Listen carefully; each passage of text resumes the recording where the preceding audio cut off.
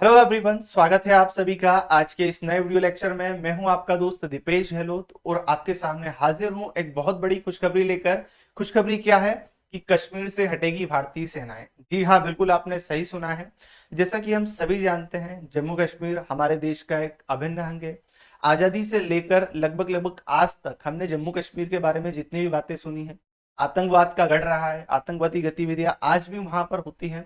हालांकि जो पहले के लेवल से क्या हो चुकी है, कंट्रोल हो चुकी है, पर फिर भी आज भी वहां पर इस प्रकार की गतिविधियां देखी जाती हैं। प्रमुख रूप से अलगाववाद से ग्रसित ये क्षेत्र था। मतलब यहाँ के लोगों में इस प्रकार के भाव थे कि हम भारत एक अलग हिस्सा है, हम उससे अलग हैं।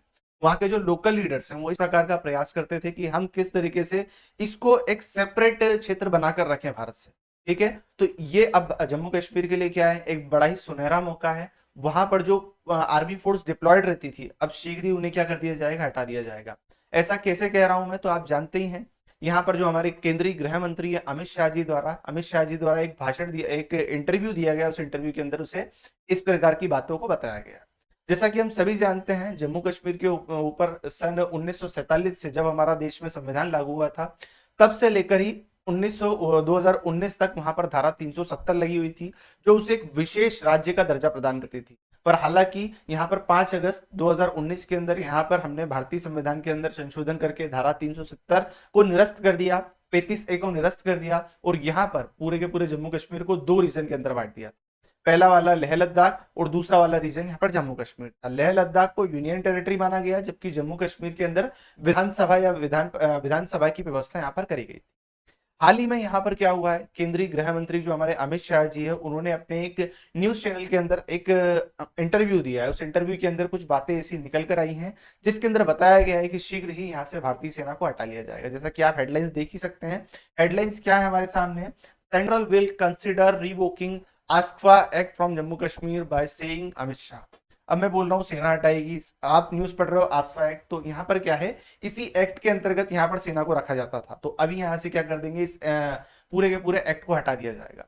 अभी हाल ही में केंद्रीय मंत्री गृह मंत्री अमित शाह जी ने मंगलवार को 27 मार्च के दिन यहाँ पर क्या दिया है, जो कि लोकल टीवी चैनल जिसका नाम क्या है, गुलिस्तान न्यूज, उसके अंदर अपना एक इंटरव्यू दिया है। उस इंटरव्यू के अंदर उन्होंने क्या करा है, इस बात का खुलासा करा है कि अब बीजेपी ने क्या करा है, बहुत अच्छा काम करा है। यहाँ पर जो क्या है, जम्मू कश्मीर की जो पुरानी व्यवस्थाएं थी, वो पुरानी व्यवस्थाएं सुधर गई है।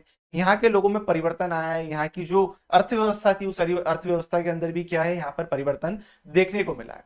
साथ ही साथ यहाँ पर एक प्रश्न उठकर आया, वहां पर जो रिपोर्टर थे, रिपोर्टर ने अपनी तरफ से एक प्रश्न यहाँ पर दागा कि ये बताइए, जम्मू कश्मीर को कब, जो हमारा पीओके है, पाक ऑक्यूपाइड कश्मीर है, उसे हम कब तक लेने वाले हैं। तो अमित शाह जी ने ये बात तो साफ कह दी है न्यूज चैनल में कि जो पीओके है भारत का अभिन्न अंग है, और भारत एक ना एक दिन इसे ले ही लेगा और लेकर ही रहेगा। पर अभी फिलहाल में इसके टाइमिंग को लेकर बताने में, मतलब अमित शाह जी ने इसके टाइमिंग को लेकर कोई सूचना नहीं दी है। हालांकि ऐसी बातें बिना टाइम के करी जाए तो और ही ज्यादा अच्छा होता है। तो ये इस प्रकार का क्या था, एक टीवी न्यूज चैनल को दिया गया इनका इंटरव्यू था।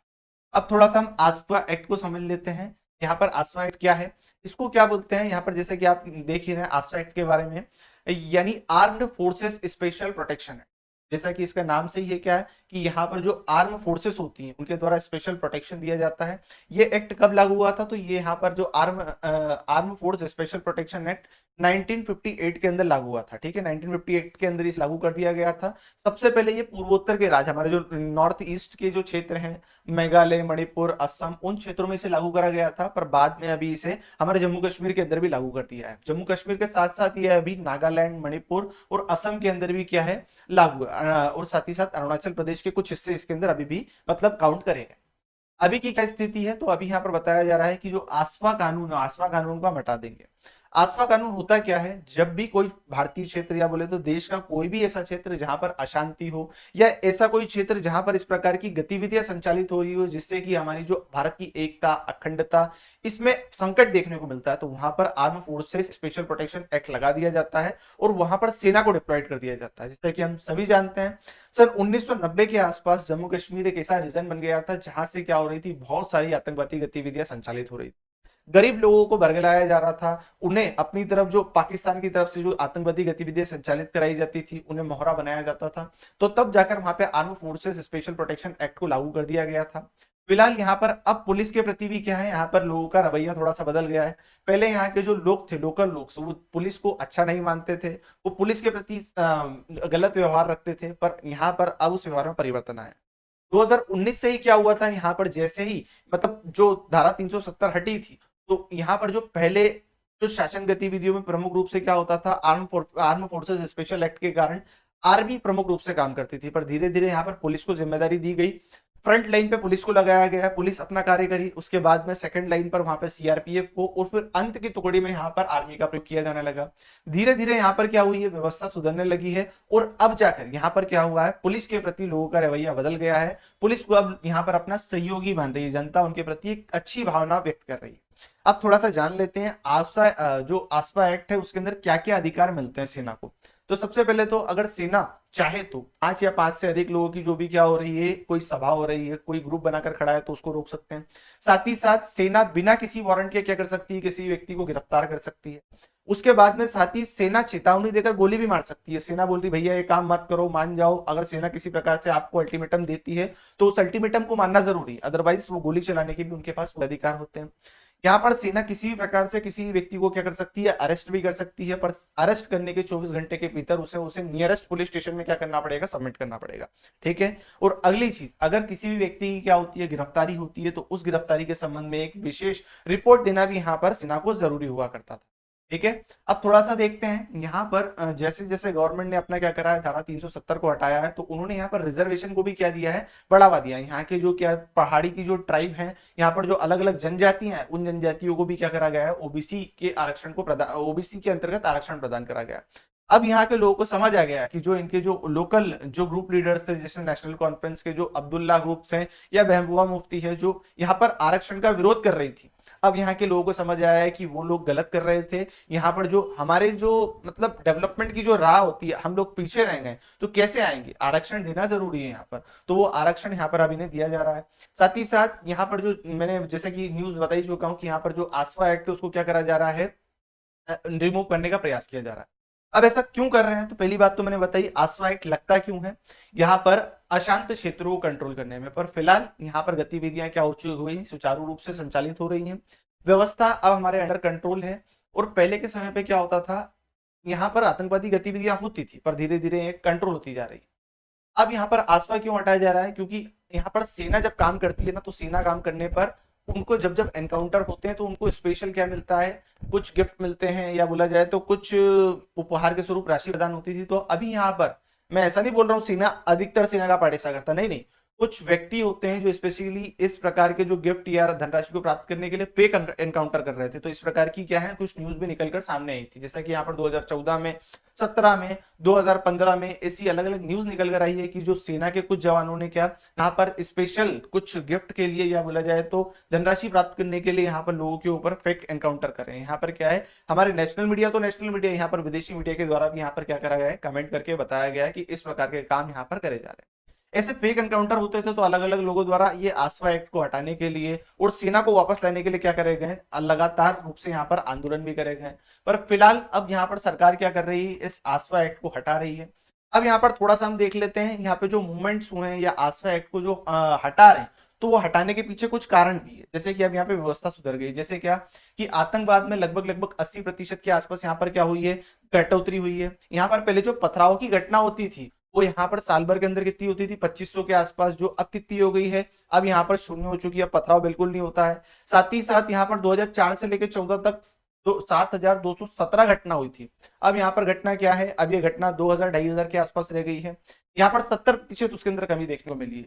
2004 से लेकर 14 तक यहाँ पर मौतों की कुल संख्या 2800 थी, जो अब यहाँ पर 2014 से 23 के अंदर घटकर लगभग लगभग 915 रह गई है।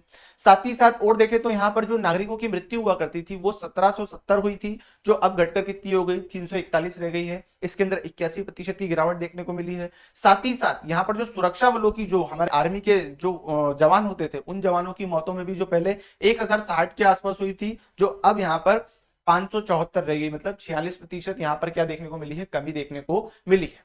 मतलब यहाँ पर डेवलपमेंट तो हुआ है, यहाँ पर सुधार तो हुआ है। तो इस लिहाजा से यहाँ पर क्या है, गवर्नमेंट चाह रही है कि यहाँ पर क्या कर दिया जाए, आसवा एक्ट को हटा दिया जाए, फ्रंट लाइन पर यहाँ पर क्या करा जाए, जो हमारी जो पुलिस है, पुलिस को यहाँ पर आगे काम करने को दिया जाए। ठीक है, तो यहाँ पर बदल रही है यहाँ पर जम्मू कश्मीर की तस्वीर।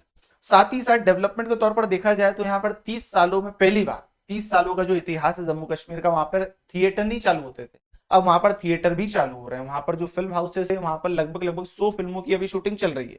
और 100 फिल्म के लिए सिनेमा हाउसों के क्या है, सिनेमा हाउस या बोले तो मल्टीप्लेक्स बनाने के लिए बैंक के पास लोन प्रस्ताव के लाए हुए कि सर हमें क्या बनाना है, यहाँ पर मल्टीप्लेक्स बनाना है, यहाँ पे सिनेमा हाउस बनाना है, तो इसके लिए हमें क्या दे दीजिए, लोन दे दीजिए। तो इस लिहाज से हम देख ही सकते हैं क्या कि यहाँ पर परिवर्तन हुआ है। साथ ही साथ यहाँ पर जो 5 साल में यहाँ पर जो जीडीपी है या लोगों की जो डेवलपमेंट हो रहा है, वो भी क्या हुआ है, बढ़ गया है।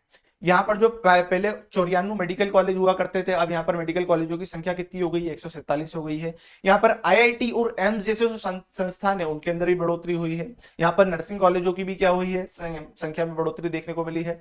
मतलब ओवरऑल देखें तो यहाँ पर जम्मू कश्मीर अब विकास की राह पर आगे बढ़ चुका है। यहाँ पर जो नॉर्मल हमारे जो इंडिया के अलग अलग स्टेट हैं, जिस प्रकार से वहां पर डेवलपमेंट होता है, वो डेवलपमेंट यहाँ पर देखने को मिल रहा है धीरे धीरे।